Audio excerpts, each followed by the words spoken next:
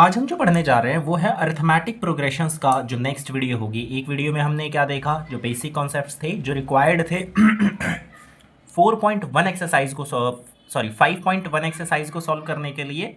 और आज हम जो देखेंगे वो है कि जो कॉन्सेप्ट है required for solving exercise 4.2। So in this video we are going to see that how to find the nth term of an AP. जैसे ऐसे होता है ना कि ए होता है, फिर अगला टर्म A2 होता है, फिर A3 होता है, फिर A4 होता है। जैसे A क्या होता है, A1 को ही हम A बोल देते हैं, ठीक है। तो A4 होता है, फिर A5 होता है। इस तरह से पहुँचते पहुँचते ANth तक हम पहुँचते हैं, ANth, ठीक है। AN, इस AN का फॉर्मूला क्या होगा, जैसे कि अगर कोई AP है 2, 4, 6, 8, 10, उसके बाद हम इस तरह से आगे बढ़ते जाएं तो जैसे ये है फर्स्ट टर्म, ये है सेकंड, ये है थर्ड, ये है फोर्थ, ये है फिफ्थ। इस तरह से कोई आपसे कहे कि इसका 21st टर्म मतलब कि A21 कितना होगा, तो उसके लिए हम पूरा निकालने नहीं बैठ जाएंगे कि इसमें प्लस डी किया, फिर प्लस डी किया, फिर अगले टर्म्स निकालते चले गए। ये नहीं करेंगे हम। A21 जो है 21st टर्म, उसका एक डायरेक्ट फार्मूला फाइंड आउट करेंगे। तो वो फार्मूला हम इस टॉपिक में देखने वाले हैं कि कैसे निकलता है, और उसके बाद हम सॉल्व करना शुरू कर देंगे एक्सरसाइज 4.2। तो हो सकता है कि वीडियो बहुत ज़्यादा लंबी होने लग जाए क्योंकि 20 क्वेश्चंस हैं 4.2 एक्सरसाइज में। आई थिंक 20 हैं, ठीक है। Let me check once more. So just a minute. In 5.2 there are, yes, there are 20 questions. तो वीडियो बहुत लंबी हो जाएगी। तो हो सकता है कि इस वीडियो को मैं हाफ में रोक के, मतलब कि 10 या 9 क्वेश्चंस या 10 क्वेश्चंस करके, और फिर हम नेक्स्ट वीडियो में जो आगे की एक्सरसाइज है उसको सॉल्व कर लेंगे। तो पहले तो हम ये देखते हैं कि nth टर्म कैसे फाइंड आउट किया जाता है, ठीक है। सबसे पहले तो हम ये देखते हैं। तो देखो, सबसे पहले अपना फर्स्ट टॉपिक हम चालू करते हैं।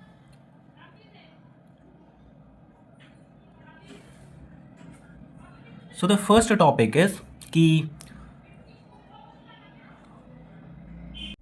फर्स्ट टॉपिक देखते हैं अपना, मतलब कि एक ही टॉपिक वैसे देखना है, तो फर्स्ट क्या उसमें और लास्ट क्या। तो हम देखते हैं nth, या फिर उसको बोलते हैं स्मॉल n वाला, nth term of an AP, इसका क्या फॉर्मूला होगा, ठीक है।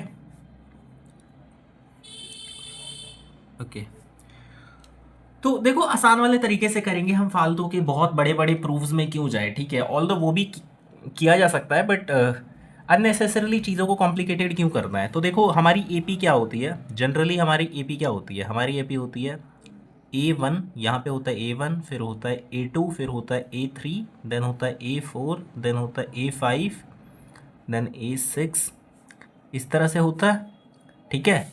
और लास्ट में होता है ANth। फिर क्या होता है कि ये जो A1 होता है इसको हम A1 ना बोलकर, मतलब कि जो फर्स्ट टर्म होता है उसको हम सिर्फ A बोलते हैं, ठीक है। A हमारा क्या है, फर्स्ट टर्म है, ठीक है। सिर्फ फर्स्ट टर्म से कोई भी एपी डिसाइड नहीं होती है। कैसे होती है, तो वो होती है एक डी नाम की चीज़ होती है, वो मैंने बताया था। वो क्या होता है, कॉमन डिफरेंस। तो एक्चुअल में जो हमारा जनरल फॉर्म होता है किसी भी एपी का होता है वो होता है ए, देन होता है ए प्लस डी, देन होता है ए प्लस 2D, देन होता है ए प्लस 3D। एंड वैसे मैंने लास्ट वाले में ये बता दिया था, बट यहाँ पर मैं अभी नहीं लिख रहा, ठीक है। लास्ट वाले में मैंने लिख दिया था कि एन को क्या बोलते हैं। लास्ट वाली वीडियो अगर आपने फॉलो की होगी तो आपको पता होगा। बट यहाँ पर क्या होता है, ए प्लस डी ये होता है, ठीक है।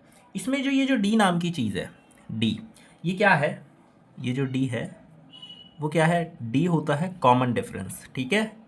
एक ऐसा डिफरेंस जो कॉमन है, और ये डिफरेंस किसका है, नेक्स्ट टर्म में से प्रीसीडिंग टर्म का, ना कि प्रीसीडिंग में से नेक्स्ट का, ठीक है। ये बात आपको ध्यान रहनी चाहिए। तो ये क्या होता है, कॉमन डिफरेंस। थोड़ा सा मेरे कैमरे में इशू हो रहा है दोस्तों, क्योंकि वो बैकग्राउंड में बार बार स्क्रीन को ऑफ कर दे रहा है।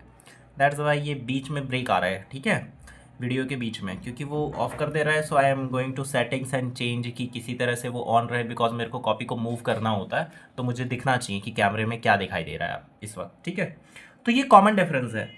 अच्छा, ये कॉमन डिफरेंस है, इसका मतलब ये हुआ कि दो चीज़ों से डिसाइड हो गया, एक फर्स्ट टर्म और एक कॉमन डिफरेंस, इन दोनों से डिसाइड हो जाएगा कि एक एपी क्या है, और एपी की सारी चीज़ें फिर उसी बात से डिसाइड हो जाएंगी। अगर मुझे nth टर्म चाहिए तो मुझे इस n की वैल्यू भी चाहिए होगी, ये ध्यान रखना। तो ये बताओ कि A1 जो है ये क्या है, ये हमारा A1 है, ठीक है। ये क्या है A2 है, ये क्या है A2, फिर ये क्या है A3 है, ठीक है, ये A3, ये है हमारा A4। तो आप ऑब्जर्व करोगे कि जो नंबर यहाँ पर होता है उससे एक कम से मल्टीप्लाई होता है D, ठीक है। जैसे कि यहाँ पर अगर 3 है, यहाँ पर 3 है तो यहाँ पर 2 आएगा, यहाँ पर 4 है तो यहाँ पर 3 आएगा। तो यहाँ पर मुझे क्या चाहिए, यहाँ पर मुझे AN चाहिए, ठीक है, मुझे क्या चाहिए, AN चाहिए।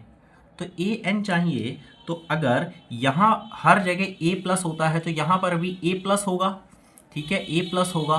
कितने में, A में क्या प्लस करें, तो हमें पता चलता है कि जब A1 निकालना होता है तो 0D प्लस कर देते हैं, A2 निकालना होता है तो D का 1 गुना प्लस करते हैं, A3 निकालना होता है तो 1 कम गुना यानी 2 गुना प्लस करते हैं, 4 निकालना होता है तो 3 गुना प्लस करते हैं। तो यहाँ पे N निकालना है तो N से 1 कम, N से 1 कम कौन है, N-1, N से 1 कम कौन है, N-1, उसको D से मल्टीप्लाई कर देंगे, आ गया हमारा फॉर्मूला, समझ आ गया,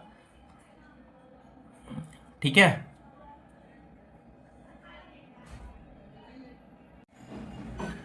तो A plus N-1 into D ये हो गया, ठीक है।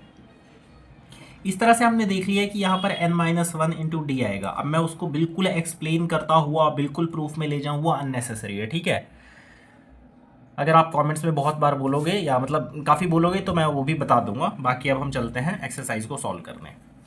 तो अब हम चलते हैं सीधा अपने एक्सरसाइज पर।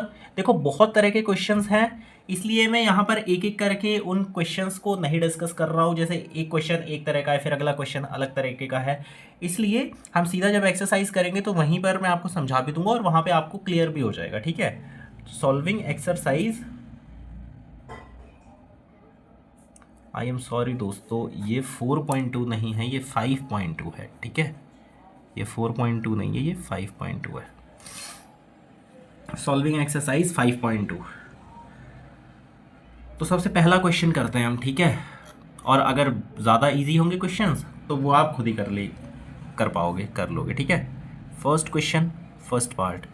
पहले स्टेटमेंट सुन लो। स्टेटमेंट क्या है, स्टेटमेंट कह रही है कि fill in the blanks in the following table given that A is the first term, D the common difference. अच्छा यहाँ पर एक बात मैं बताना भूल गया कि यहाँ पर आपको देखो मैंने क्या बोला कि एक जो AP है वो A और D से डिफाइन हो जाती है, मतलब A और D से पता लग जाता है कि AP क्या बनेगी, ठीक है। बट वो फिनाइट होगी या इनफाइनाइट होगी, या आपको कोई नंबर ऑफ टर्म निकालना है, मतलब कि कोई nth टर्म निकालना है, तो आपको फिर n की भी ज़रूरत पड़ेगी ना।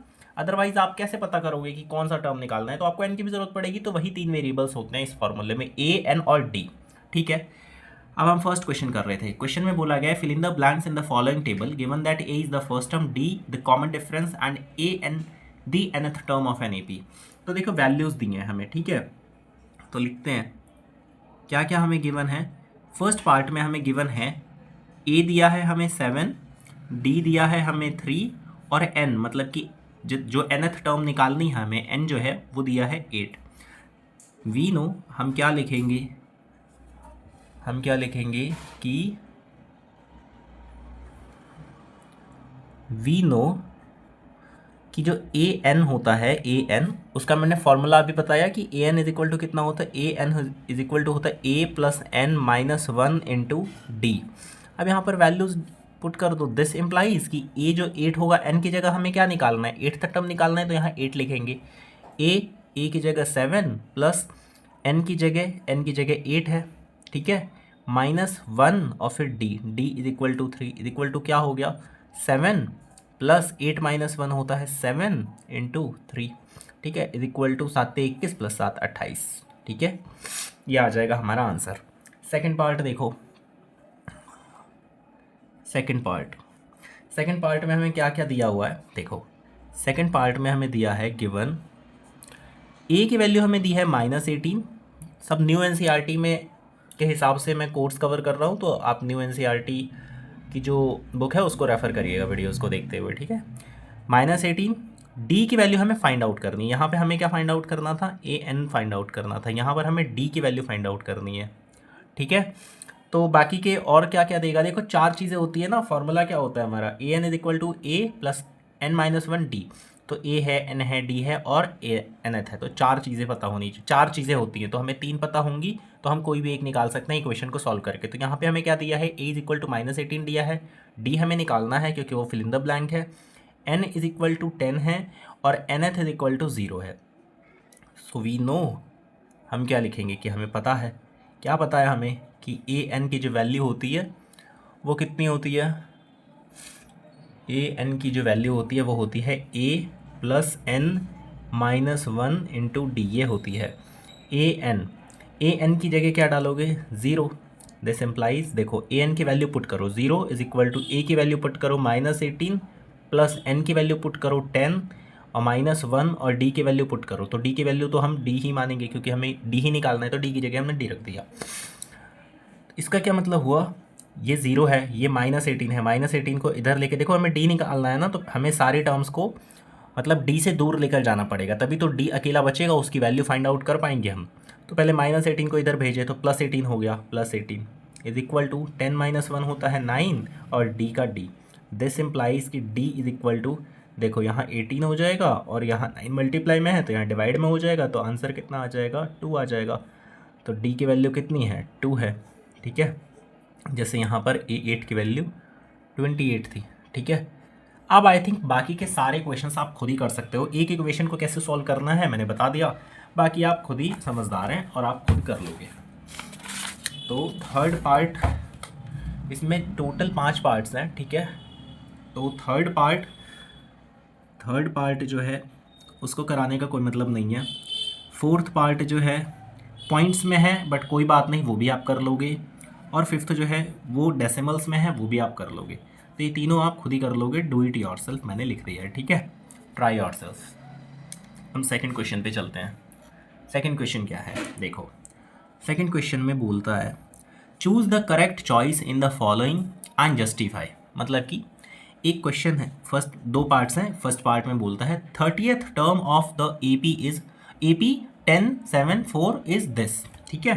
मतलब एक AP दी है हमें 10 7 4 इस तरह से, और उसके बाद हमें बोला है कि 30th टर्म इसका इज मतलब कुछ है, और 4 ऑप्शंस हमें दे दिए हैं। ए हमें दिया है 97, बी हमें दिया है 77, सी दिया है हमें -77 और डी दिया है हमें -87, ठीक है, ये डी ऑप्शन है।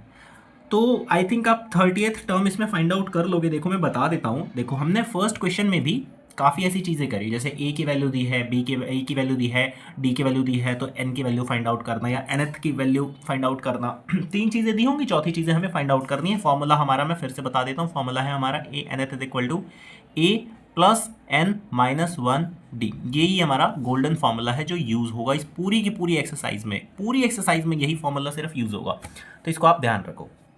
और 4 चीज़ें अननोन है, ए एन और डी, तो 3 पता होगी तो चौथी निकल जाएगी, ठीक है।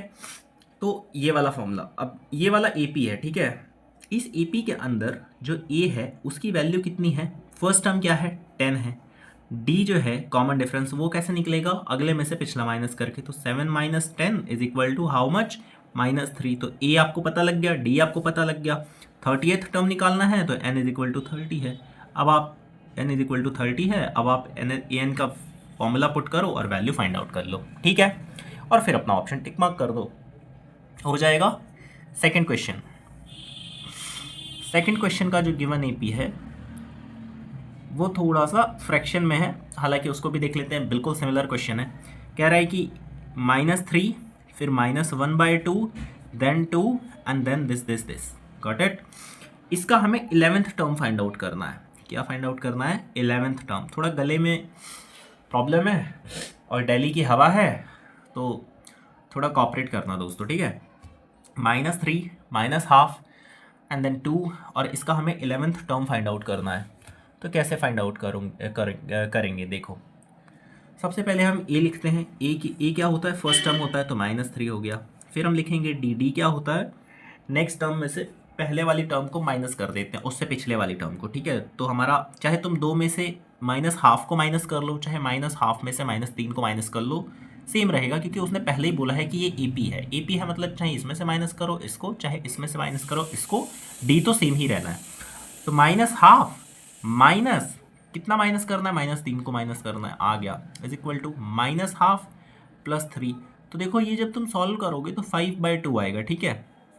आपको ए की वैल्यू मिल गई, ए की वैल्यू आपको क्या है पता लग गई है, आपको डी की वैल्यू भी पता लग गई है ये है डी की वैल्यू, और आपको एन भी पता है, दैट इज 11। अब आप ए एन का फॉर्मूला फाइंड लगाओ और सॉल्व करो, ठीक है। देन हम चलते हैं थर्ड क्वेश्चन पर। थर्ड क्वेश्चन क्या है, कह रहा है इन the following APs find the missing terms in the boxes. तो देखो मिसिंग टर्म्स हमें फाइंड आउट करने हैं, ठीक है। तो पहला एपी है 2, फिर एक ऐसे बॉक्स है जिसके अंदर कोई टर्म आएगी, नेक्स्ट टर्म, और फिर है 26, ठीक है। तो तुम्हें इस तरह से फाइंड आउट करना है। तो कैसे फाइंड आउट करोगे, सेम अप्रोच है। क्या है देखो, ए की वैल्यू हमें दी है 2, ठीक है, ये सेकंड टर्म है, हमें नहीं पता। फिर जो लास्ट टर्म है मतलब कि ए एन है, उसकी वैल्यू कितनी दी है 26, ठीक है। नंबर ऑफ टर्म्स कितने हैं तो वो तुम्हें गिनने पड़ेंगे, 1 2 3, नंबर ऑफ टर्म्स हैं 3, ठीक है। मुझे ए मिल गया, ए एन मिल गया, एन मिल गया। अब मैं डी फाइंड आउट कर सकता हूँ या नहीं कर सकता हूँ, कर सकता हूँ, सिंपल डी में फाइंड आउट कर सकता हूँ। तो मैं डी फाइंड आउट करूँगा, ठीक है। A N is equal to A plus N minus 1 D. This implies कि ए एन जो है दैट इज 26, ए एन की जगह 26 इज इक्वल टू ए की जगह 2 प्लस एन माइनस 1 मतलब 3 माइनस 1, और डी की जगह तो हमें डी रखना है। दिस इम्प्लाइज कि 26 is equal to 2 plus 3 minus 1 कितना हो गया, 2 हो गया, मल्टीप्लाइड डी तो 2d, ठीक है।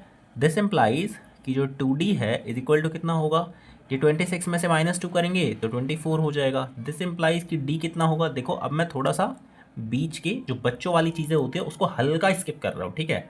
तो इसका वैल्यू कितनी हो जाएगी, 12 हो जाएगी, ठीक है। हमें डी की वैल्यू फाइंड आउट कर ली, लेकिन हमें टर्म निकालनी है, हमें डी की वैल्यू फाइंड आउट नहीं करनी थी, हमें क्या फाइंड आउट करनी थी, वो टर्म पता करनी थी। तो ये टर्म कौन सी है, ये A2 है, तो अब मैं A2 निकाल लेता हूँ, ठीक है। ध्यान से समझना, ये क्या है, A2 है, ये जो टर्म है वो क्या है, A2 है ना। तो अब मैं A2 फाइंड आउट कर लेता हूँ। A2 इज इक्वल टू कितना होता है, A प्लस डी होता है। फर्स्ट टर्म में अगर सेकंड टर्म निकालना है तो फर्स्ट टर्म में एक कम डी जोड़ दो, मतलब कि 2 में से एक कम, मतलब कि एक डी जोड़ दो, इज इक्वल टू ए कितना है, ए मेरा है 2 प्लस डी कितना है, डी है 12 इज इक्वल टू 14। आ गया, आंसर आ गया, ठीक है। यही है मेरा टर्म, ठीक है। तो इसमें क्या फिल इन द ब्लैंक्स होगा, इसके अंदर जो फिल इन द ब्लैंक्स होगा वो होगा मेरा 40, ठीक है, समझ आ गया। नेक्स्ट पार्ट करते हैं। इसके थोड़े से मुझे क्वेश्चंस करवाने पड़ेंगे क्योंकि यहाँ पे कन्फ्यूजन हो सकती है, ठीक है। सो सेकंड पार्ट करते हैं। अब सेकंड पार्ट में देखो, एक बॉक्स, ठीक है, फिर 13, फिर एक बॉक्स एंड देन 3, ये है हमारी एपी। तो अब हमें क्या करना पड़ेगा, देखो हमें ए की वैल्यू हमें नहीं पता, हमें एन पता है, एन पता है क्योंकि 4 है, हम गिन लेंगे 1 2 3 4, 4 हैं। एन हमें पता है, हमें डी भी नहीं पता, हमें डी भी नहीं पता।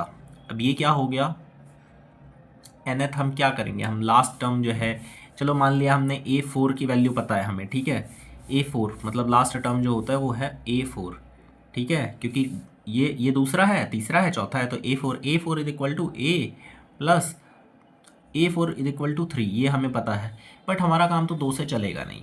देखो A4 और N, मतलब कि 2 चीज़ों से तो हमारा काम चलेगा नहीं।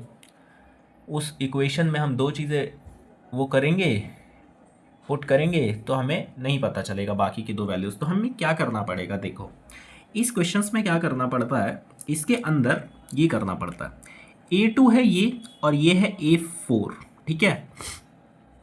A2 की वैल्यू कितनी होती है, A2 की वैल्यू जो होती है वो होती है A प्लस डी, ठीक है। A4 की वैल्यू कितनी होती है, तो A4 की वैल्यू हम जानते हैं कि A4 की वैल्यू आएगी A प्लस 1 कम D, तो इसका मतलब A4 की वैल्यू कितनी होती है, A4 की वैल्यू होती है A प्लस 3D, ठीक है, ये होती है।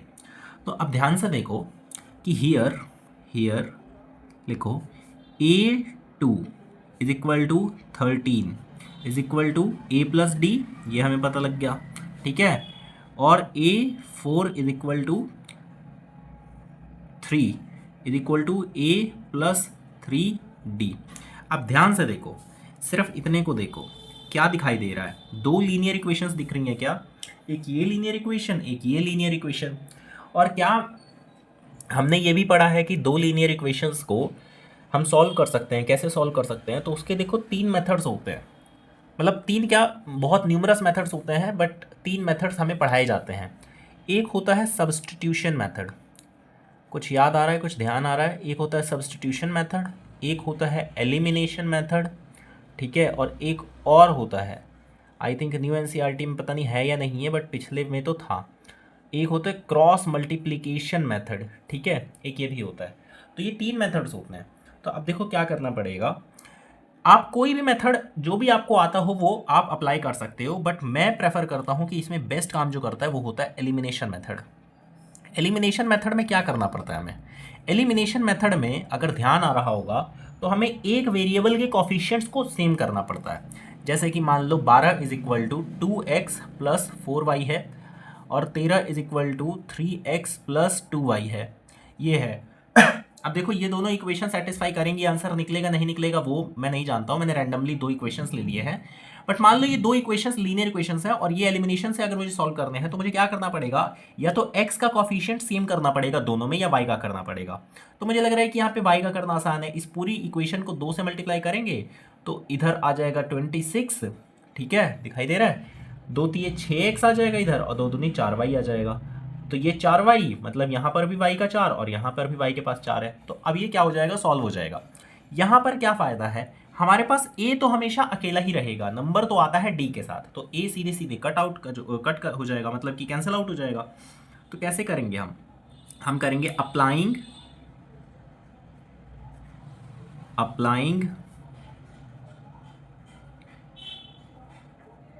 एलिमिनेशन मेथड, ठीक है, एलिमिनेशन मेथड हम अप्लाई करेंगे तो उससे हमें क्या पता चलेगा कि 13 is equal to A plus d और 3 is equal to A plus 3D। दोनों हमने इक्वेशन लिख दी है। हम अब क्या करते हैं, एलिमिनेशन मेथड आपको पता होना चाहिए कि फिर हम साइन चेंज कर देते हैं, या फिर अगर मान लीजिए यहाँ प्लस है और यहाँ माइनस ही है तो हम ऐड भी कर सकते हैं, डायरेक्ट कैंसिल आउट कर देंगे, ठीक है, वरना हम सब्ट्रैक्ट करते हैं। और सब्ट्रैक्ट करने का मतलब क्या होता है, इस ऊपर वाली इक्वेशन में से नीचे वाली इक्वेशन को सब्ट्रैक्ट करने का मतलब होता है नीचे साइन चेंज होंगे। तो यहाँ 3 के आगे प्लस है तो यहाँ माइनस बनेगा, ए के आगे प्लस है माइनस बनेगा, 3D के आगे प्लस है माइनस बनेगा। समझ आ रहा है कुछ? उसके बाद ये दोनों कैंसिल आउट होते हैं, मतलब कि ये प्लस का ए और माइनस का A cancel out, d minus 3D minus 2D is equal to 13 minus 3 how much 10। This implies की जो d की वैल्यू है वो कितनी है, d की वैल्यू है 10 upon minus 2 is equal to minus 5। d की वैल्यू कितनी है, 10 upon minus 2 is equal to minus 5। अब देखो d की वैल्यू पता चल गई है हमें d की वैल्यू पता चल गई है, a हमें पता नहीं, n हमें पता था 4, और अब हमें a की वैल्यू भी फाइंड आउट करनी पड़ेगी। ट्रिकी क्वेश्चन हमें, क्योंकि a को भी फाइंड आउट करना पड़ेगा, ठीक है। अब देखो a कैसे फाइंड आउट करेंगे, हमारे पास n की वैल्यू पता है, d की वैल्यू हमें पता है, एक इक्वेशन भी पता। देखो वैसे हमारे पास दो इक्वेशंस आई हैं, एक ये वाली इक्वेशन, एक तो हमारे पास ये इक्वेशन है, एक ये इक्वेशन है। मैं इसी इक्वेशन को वापस ले आता हूँ, तो वापस जब मैं लाऊंगा तो उस इक्वेशन को लाने से क्या होगा, मान लो ये फर्स्ट इक्वेशन है मेरी, यहाँ पे लिख देंगे फर्स्ट, तो मैं लिख दूंगा फ्रॉम फर्स्ट इक्वेशन को मैं यहाँ लेकर आया हूँ, और ये बता रहा है कि 13 is equal to A plus d है। डी की जगह मैं क्या लिख सकता हूँ, -5 लिख सकता हूँ, क्योंकि उसकी वैल्यू फाइंड आउट कर चुके हैं हम। This implies 13 is equal to A plus minus हो जाता है -5। दिस इम्प्लाइज कि जो 13 है, मतलब कि जो a है वो इज इक्वल टू कितना आएगा, 18 आएगा, क्योंकि 13 में प्लस हो जाएगा 5, ठीक है, तो a आ गया 18। सो अब देखो और आगे हमें जाना पड़ेगा, ये लंबा क्वेश्चन है, ठीक है। दिस इम्प्लाइज हमें क्या फाइंड आउट करना था, मैं AP फिर से लिख देता हूँ, जो क्वेश्चन में दिया था फर्स्ट टर्म पता करनी थी, फिर 13 था, फिर फर्स्ट टर्म, फिर थर्ड टर्म पता करनी थी, फिर 4 था। तो ये क्या है, ये a ही तो है, तो a इज इक्वल टू 18। तो हमें पहला तो पता लग ही गया कि a इज इक्वल टू 18 है। अब हमें निकालना है a3, तो a3 is equal to A plus 2d, ये हमें पता है, ये बात ध्यान रखना है कि यहाँ पे ये बात तो अब रट गई होगी कि अगर यहाँ पर थर्ड टर्म निकालनी है तो यहाँ पे 2 से मल्टीप्लाई होता है, एक कम से मल्टीप्लाई होता है, ठीक है।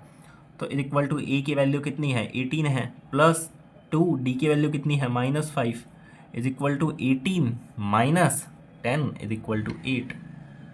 Got it. तो यहाँ पर आ जाएगा 8 आएगा क्या, यहाँ पर गलत लिख दिया मैंने, यहाँ पे 3 नहीं है, यहाँ पे 4 नहीं है, यहाँ पे 3 है, तभी मुझे ऐसा लगा कि ये गलत कैसे हो गया, ठीक है। क्वेश्चन में क्या दिया है 13 और 3 लिखे हैं, 4 नहीं लिखा था, 3 लिखा था, ठीक है। अब हम देखते हैं नेक्स्ट थर्ड पार्ट, देखते हैं कि थर्ड पार्ट को कैसे सॉल्व किया जाएगा। थर्ड पार्ट में 5 लिखा है, फिर एक टर्म लिखी है, फिर एक और बॉक्स है, मतलब फिल इन द ब्लैंक्स है, फिर 9 1/2 है। अब देखो यहाँ पर फ्रैक्शन है, अदरवाइज है तो ये इजी क्यों है, इजी इसलिए है क्योंकि यहाँ पर ए की वैल्यू डायरेक्ट दी है, ठीक है।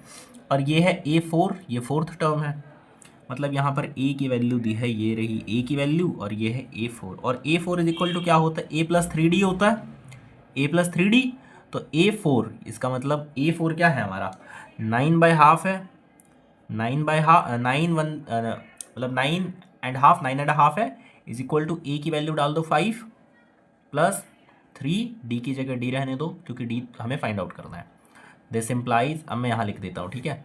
3D इज इक्वल टू कितना होगा 9.5 में से 5 माइनस होगा, तो इसको सॉल्व करोगे तो क्या आएगा 9.5, 9.5 है, -5 करना है तो 4.5 बचेगा, 4.5 बचेगा।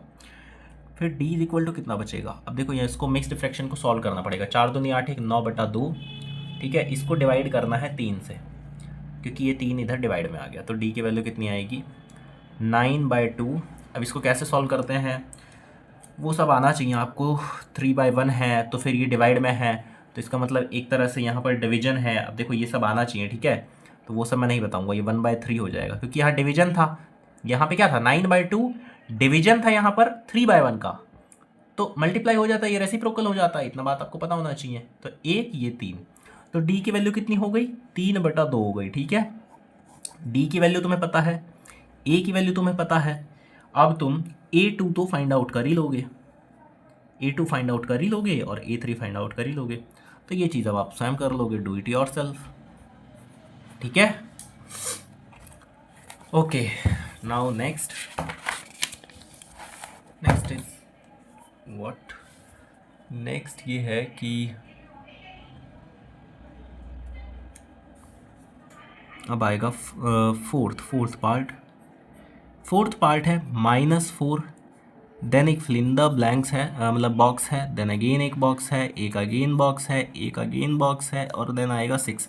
अब ये पिछले वाले क्वेश्चन की तरह ही है, फर्स्ट और लास्ट टर्म दे दिया है, तो बीच में हमें चाहे 1 पता करवाए चाहे 1,00,000 पता करवाए, उससे क्या फ़र्क पड़ता है, हम निकाल तो सारे ही सकते हैं, बस हमें A और D की वैल्यू चाहिए होती है, तो वो आप कर लेना, ठीक है। ये वाला भी हो जाएगा क्योंकि ये A की वैल्यू है, ये कौन सी वैल्यू है, तो गिनने पड़ेंगे आपको 1 2 3 4 5 6, तो ये A6 है, और A6 की वैल्यू कितनी होती है, A6 की वैल्यू होती है A+5D, ठीक है, A+5D होती है, तो A6 is equal to A+5D, तो A6 की जगह क्या लिखना है 6 लिखना है, इज इक्वल टू A की जगह क्या लिखना है बताओ, A की जगह क्या लिखना है -4 लिखना है क्योंकि -4 रहा, ये देखो +5 और फिर आएगा D।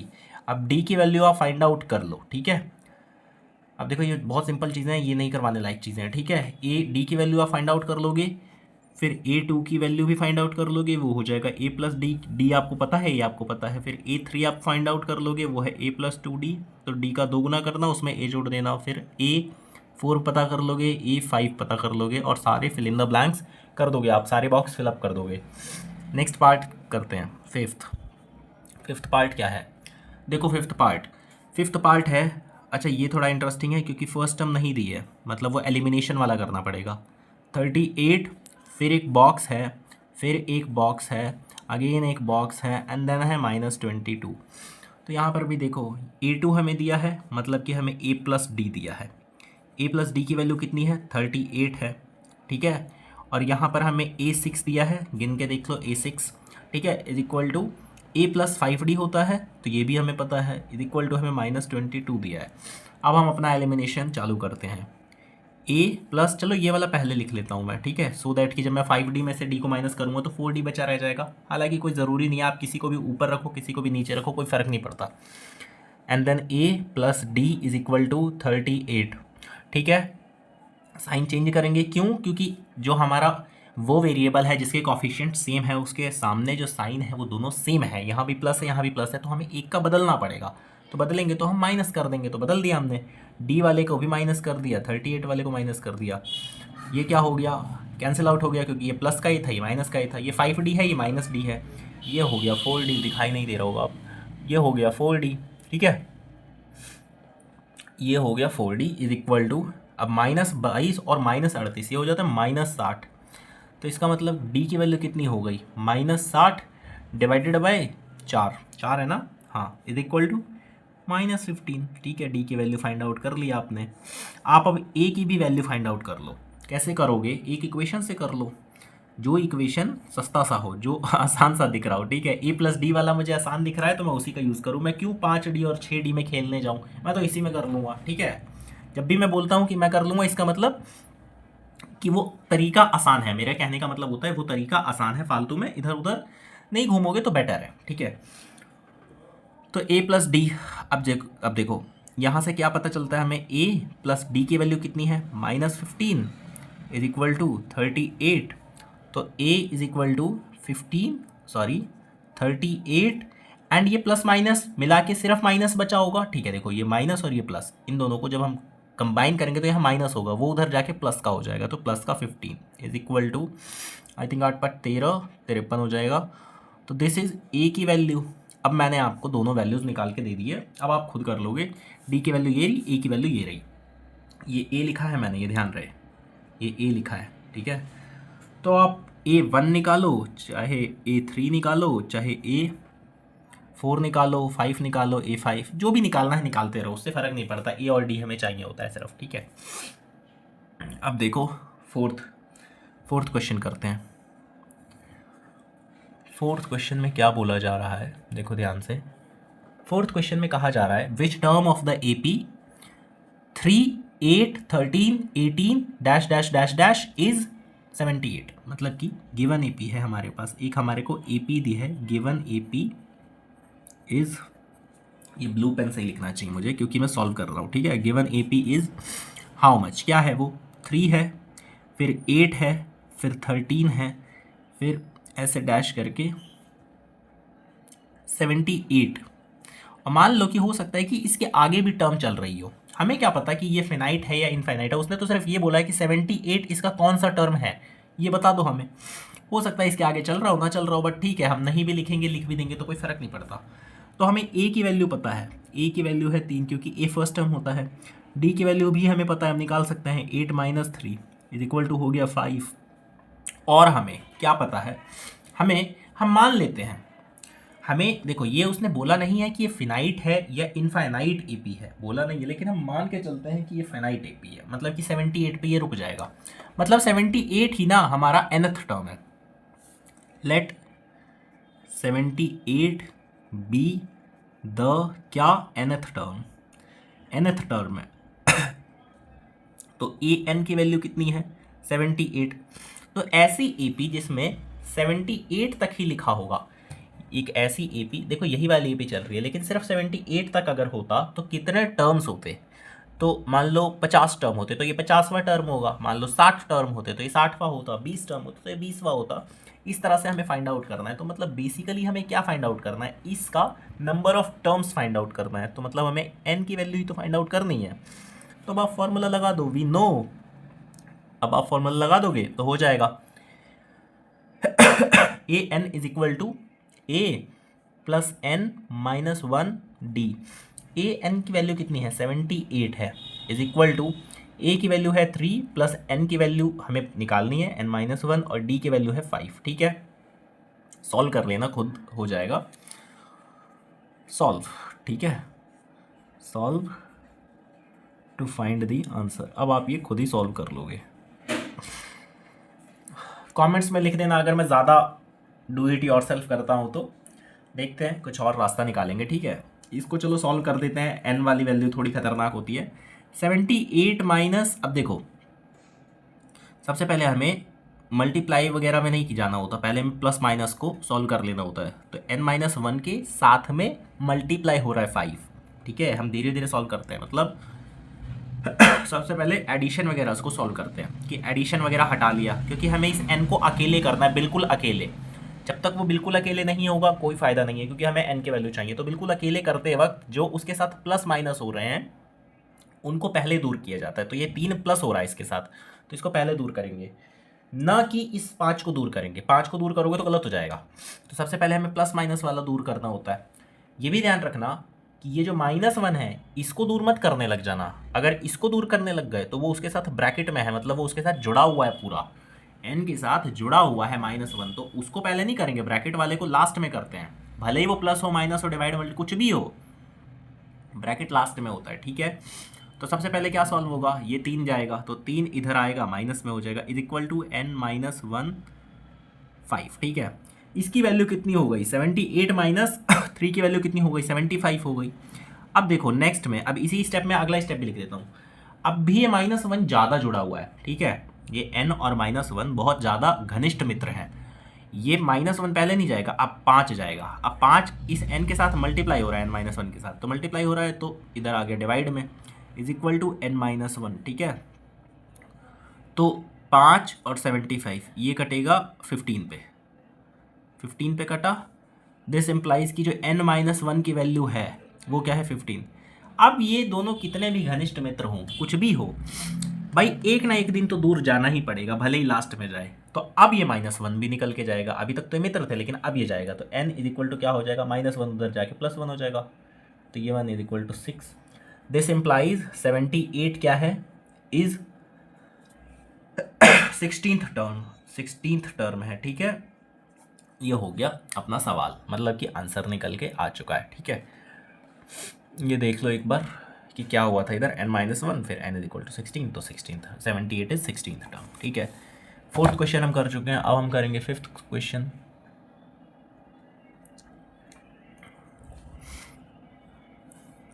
फिफ्थ क्वेश्चन देखो, कहता है find the number of terms in each of the following APs. अब देखो ये क्वेश्चन बहुत सिमिलर है, बिल्कुल ही सेम है, इसलिए इसमें ज़्यादा कराने का फ़ायदा नहीं है। 7, 13, 19, फिर इसके बाद है ये इस तरह से डॉट चलेगा, और इसके बाद है 205। ए की वैल्यू तुम्हें दे दी है, तुम्हें कह रहा है कि नंबर ऑफ टर्म्स निकाल दो, यही पूछा है। तो ए की वैल्यू है 7, डी की वैल्यू तो आप फाइंड आउट कर सकते हो, 13 माइनस 7 इज इक्वल टू 6। इसको ए एन मान लो, ठीक है। तो ए एन की वैल्यू कितनी है, 205, और तुम अब एन की वैल्यू फाइंड आउट कर सकते हो क्योंकि तुम्हें ए एन का फॉर्मूला पता है, ठीक है। ए एन का फॉर्मूला क्या होता है, ए एन का फॉर्मूला होता है A plus N minus 1 into D.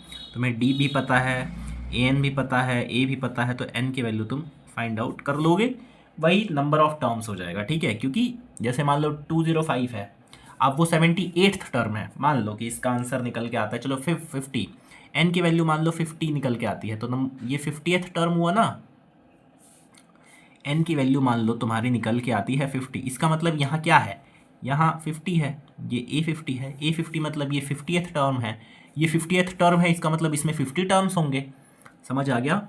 Next, ये भी डू इट योरसेल्फ करोगे, इसमें कोई बताने वाली बात नहीं है, क्योंकि 18, 15 and half, then 13 and then यहाँ से जाएंगे -47। चलो ये मैं करवा देता हूँ क्योंकि यहाँ पर फ्रैक्शंस भी आ गए और फिर नेगेटिव में भी चला गया, तो ये मैं करवा देता हूँ, ठीक है। देखो ध्यान से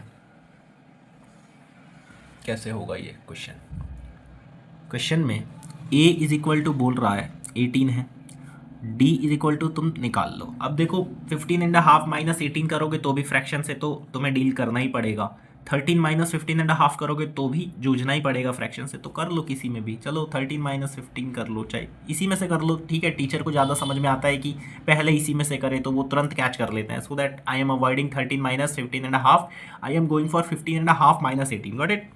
तो 15.5 माइनस 18। अब देखो ध्यान से देखोगे तो 15 माइनस हाफ माइनस 18 करोगे तो -2.5 आएगा, ठीक है। मतलब कि ये इसी तरह है ना कि जैसे 15.5 में से 18 घटाओगे तो 18 में से 15.5 घटाते हो तो 2.5 बच जाता है, 2.5 बच जाता है। 2.5 का मतलब 1.5, और 2.5 के सामने माइनस का साइन आएगा, क्योंकि 15 में से 18 घटा रहे हो तो बड़ा घटा रहे हो तो माइनस का साइन आएगा, सिंपल, ठीक है। देखो ये सब चीज़ें जो है ये सब आपको पता होनी चाहिए। और ANth जो है वो है -47, ठीक है। अब हम फॉर्मूला अप्लाई करते हैं। AN इक्वल टू होता है A plus N minus 1D, तो AN इक्वल टू -47, A की वैल्यू है 18 plus N minus 1D, D की वैल्यू कितनी है -2.5। अब देखो इसको सॉल्व करना पड़ेगा, ये इधर उधर जाएगा तो हमें क्या करना पड़ेगा, इसको मिक्स्ड फ्रैक्शन से सिंपल फ्रैक्शन में चेंज करना पड़ेगा, वो आप कर सकते हैं। बाकी सबसे पहले n के साथ देखो कैसे कैसे लोग जाएंगे। सबसे ज़्यादा जो n की मित्रता है वो है -1 के साथ, क्योंकि वो उसके साथ बिल्कुल ब्रैकेट के अंदर है, क्लोज है, ठीक है। फिर इस ब्रैकेट से जो चिपके हुए लोग होते हैं, मतलब कि -12, ये सेकंड प्रायोरिटी पे जाएंगे, ठीक है। और सबसे बाद में जाएगा -1, सबसे बाद में जाएगा, सॉरी अगर मैंने गलती से शायद सबसे पहले बोल दिया, तो सबसे ज़्यादा जुड़ा हुआ जो सबसे ज़्यादा जुड़ा है वो सबसे बाद में छूटेगा, जो सबसे कम जुड़ा है वो सबसे पहले छूट जाएगा। तो सबसे कम ये 18 जुड़ा हुआ है, तो सबसे पहले यही छूटेगा, फिर सेकंड नंबर पे ये छूटेगा, फिर थर्ड नंबर पे ये छूटेगा, ठीक है। तो दिस इम्प्लाइज कि n-1, और ये जो -2.5 है इसको अब मैं सिंपल फ्रैक्शन में चेंज कर लेता हूँ, तो कितना आ जाएगा -2⁴ + 1/5/2 इज इक्वल टू, अब देखो इसको मैंने इधर लिख दिया है तो इसको इधर लिख दूंगा, तो 18, इसको सिर्फ इधर लिख दिया है, -47 में -1/2 जाना है, ठीक है, -18 जाना है, -47 में -18 जाना है। ये कंफ्यूज मत होना आप, एटलीस्ट इतना कंफ्यूज मत हो जाना कि नहीं भैया ने तो n-1 -5/2 इधर लिख दिया तो अब ये -47 उधर जाके -18 हो जाएगा, ऐसा नहीं हो रहा है। ये -18 इधर जा रहा है, तभी तो इसके साइन इधर सेम लिखे हुए हैं। n-1 का प्लस का इधर भी देखो प्लस लिखा हुआ है, प्लस छुपा हुआ है, और ये माइनस का माइनस है, इसका मतलब साइन सेम है। सिर्फ मैंने जो ऐसे लिख दिया, जैसे LHS is equal to RHS होता है ना, तो मैंने क्या किया, RHS को इधर लिख दिया और LHS को उधर लिख दिया, और साइन, और जिस चीज़ को मैं इधर से उधर ले गया हूँ सिर्फ उसी का साइन चेंज होगा, ठीक है। इसका कितना आएगा आंसर, n-1, ठीक है, -5/2 is equal to how much, 47 और 18 कितना होता है, 47 और 18 आई थिंक 65 होता है क्या, -65 आएगा, ठीक है। दिस इम्प्लाइज, अब देखो अब ये जाएगा, तो n-1 is equal to -65 divided by कितने से, इतने से, -5/2 इतने से डिवाइड होगा। दिस इम्प्लाइज कि जो n-1 है is equal to -65 divided by 1, क्यों, क्योंकि यहाँ पर 1 छुपा हुआ है, 1 छुपा हुआ है, सिंपल। और डिवाइडेड बाय -5/2 है तो मल्टीप्लाई बाय -2/5 हो जाएगा। अब देखो ये माइनस को इधर लिख दो, ऊपर लिख दो, इधर लिख दो, कोई फर्क नहीं पड़ता, ठीक है। तो इज इक्वल टू क्या हो जाएगा, तो देखो 65 को अगर आप 5 से डिवाइड करोगे तो ये 13 आता है, तो 13 × 2 कितना हो गया 26, और माइनस इंटू माइनस प्लस हो गया। तो n की वैल्यू क्या आई, -1 उधर जाके प्लस हो जाएगा, तो 26 + 1 is equal to n is equal to 27। मैं बार बार भूल जाता हूँ, सॉरी गाइस। ये कितना हो गया, ये हो गया n इज इक्वल टू 27, ठीक है दोस्तों, n इज इक्वल टू 27 हो गया। तो नंबर ऑफ टर्म्स कितने हैं, number of terms, this implies कि जो नंबर ऑफ टर्म्स हैं इस AP में वो कितने हैं, number of terms is 27 terms आएंगे इसके अंदर, ठीक है। तो हमने सेकंड क्वेश्चन मैंने आपको पूरा एक्सप्लेन करके दिखाया। अब हम सेवन्थ पे चलते हैं, नहीं 7th पे नहीं चलना है, उससे पहले हमें 6th पे चलना है, क्योंकि अभी हम 5th पे थे, ठीक है। 6th पे चलना है। 6th क्या कह रहा है कि चेक वेदर, हमें ना इस बार चेक करना है, check whether -150 is a term of the AP 11, 8, 5 and 2 and then so on, ठीक है। तो गिवन AP क्या है हमारे पास, सबसे पहले तो हम गिवन AP लिखेंगे। गिवन AP इज, कितना है गिवन AP, गिवन AP है 11, then 8, then 5 and then 2 and then this. कह रहा है कि चेक करो कि -150 जो है वो इस AP का टर्म होगा या फिर नहीं होगा, ये तुम्हें चेक करना है। तो कैसे चेक करोगे? देखो सिंपल क्या करो ना, सपोज कर लो कि -50 जो है ना वो इसका एक टर्म है, ठीक है, और number of terms find out करो। देखो क्या करते हैं इसमें, हम लेट करेंगे, लेट -150 इज द nth, मतलब कि nth टर्म, मतलब कि nth term of this AP, इस AP का nth टर्म है -150। अब हम ना number of terms find out करते हैं कि नंबर ऑफ टर्म्स कितने होंगे। तो नंबर ऑफ टर्म्स कैसे निकलेगा, a इज इक्वल टू है 11, d इज इक्वल टू है 8 - 11 इज इक्वल टू -3, और an इज इक्वल टू कितना है, हमने मान लिया है कि वो -150 है, ठीक है। अब हमें क्या करना है, nth टर्म फाइंड आउट करना है, 11 - 3 और -150।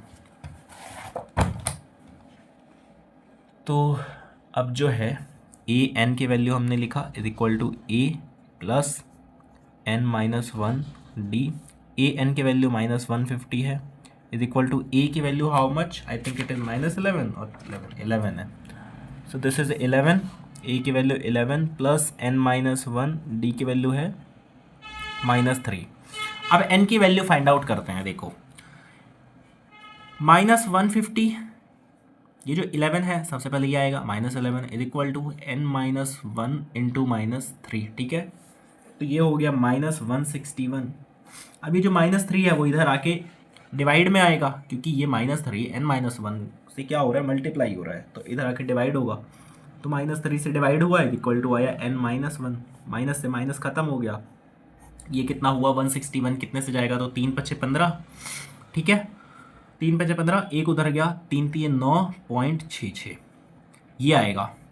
दिस इम्प्लाइज कि जो n की वैल्यू होगी वो होगी 53.66 plus 1 is equal to 54.66। But अब मुझे ये बताओ कि n की वैल्यू क्या कभी भी पॉइंट में हो सकती है क्या, या फ्रैक्शन में हो सकती है क्या, या इंटीजर्स में ही होगी? ये तो वैसी बात हो गई कि 2.5 सेब या 2.5 आदमी, पर ऐसा कभी होता नहीं है। देखो 2.5 आदमी फिल्मों में सुना होगा आपने, बट 2.5 आदमी रियलिटी में कोई चीज़ नहीं होती है, ठीक है। या तो 2.5 वाला आदमी मर गया होगा या जिंदा होगा, ठीक है, तो 2.5 वाला नहीं होता है कुछ, ठीक है। उसी तरह से इधर भी नंबर ऑफ टर्म्स जो होते हैं वो हमेशा पॉजिटिव इंटीजर में होता है, ठीक है। इंटीजर पॉजिटिव भी होता है, इंटीजर भी होता है, नेगेटिव भी नहीं होता कभी भी। नंबर ऑफ टर्म्स नेगेटिव नहीं हो सकता, इंटीजर में होगा। इस पॉइंट का क्या मतलब हुआ? पॉइंट का मतलब ये हुआ, पहले बता देता हूँ थोड़ा मैं एक्सप्लेन करके। देखो पॉइंट का क्या मतलब हुआ, मतलब ये जो AP था, ये AP था 11, 8, 5, 2, ऐसे ऐसे चल रहा था। फिर इसमें कहीं -150 आता है, ठीक है, फिर चल रहा है। अब पहली बात तो हमें ये पता नहीं है कि ये -150 इसका टर्म है भी या नहीं है, ये भी नहीं पता है, हमें पता करना है। हमने -150 को an मान लिया और n की वैल्यू निकाली। n की वैल्यू निकल के आती है 54.66। इसका मतलब क्या है? इसका मतलब ये है कि जो a और d की सब वैल्यू है, इस सब से हम मल्टीप्लाई करते हैं तो ये टर्म जो है ये इस पूरे के बीच में लाए तो करेगी। जैसे 11 से चली AP शुरू हो गई, ठीक है, 11 आया, 8 आया, 2 आया, फिर माइनस आने लगा, फिर ये मान लो कि -300 तक भी गई, -300 तक, तो अल्टीमेटली -150 आएगा बीच में कहीं ना कहीं, लेकिन टर्म के रूप में नहीं आएगा, छुपा हुआ आएगा। छुपा हुआ कहाँ पे आएगा? 54.66 पे छुपा हुआ -150 आएगा, पर वो टर्म नहीं होगा। टर्म तो क्या होगा? टर्म तो या तो 54th होगा या 55th होगा, ठीक है। टर्म क्या होता है? 54th होगा इधर, या फिर मतलब टर्म क्या होगा? 54th होगा यहाँ पर या फिर यहाँ पर। अब यहाँ पर और यहाँ पर जो वैल्यूज आएंगे, मतलब 54th टर्म जो आएगी और 55th टर्म जो आएगी, उसके बीच में कहीं -150 है, इसीलिए n की वैल्यू 54.66 आ रही है, कुछ आ रही है 0.66 ज़्यादा आ रही है। तो इसका मतलब ये क्या है? टर्म नहीं है। मतलब ये क्या है? -150 टर्म नहीं है। तो अब इस बात को लिखेंगे कैसे? ये सब लाल पेन वाला लिखने नहीं हम बैठ जाएंगे वहाँ। हम क्या लिखते हैं? हम लिखते हैं बट नंबर ऑफ टर्म्स वो आपने एक बार समझ लिया सो दैट कि पीछे पर्दे के पीछे क्या हो रहा है वो चीज़ आपको पता हो। लेकिन आपको क्या एक चीज़ यहाँ पर राइटिंग में क्या चीज़ लिखी जाती है, तो but number of terms can't be क्या, can't be in decimals negative और फ्रैक्शंस या फिर फ्रैक्शंस में, कहीं इन सब चीज़ों में नहीं हो सकती। दिस इम्प्लाइज कि -150 इज़ नॉट अ क्या टर्म ऑफ गिवन एपी। दोस्तों आज की वीडियो में यहीं पे एंड करता हूँ, ठीक है, क्योंकि अदरवाइज़ वीडियो बहुत लंबी हो जाती है। ऑलरेडी ये आई थिंक 49 मिनट की तो ये वीडियो हो गई है, इससे पहले भी 2-3 वीडियोस थी, तो अराउंड 55 मिनट्स की हो जाएंगी। So thank you so much, ठीक है दोस्तों, thank you so much, thank you so much, may God bless you, bye.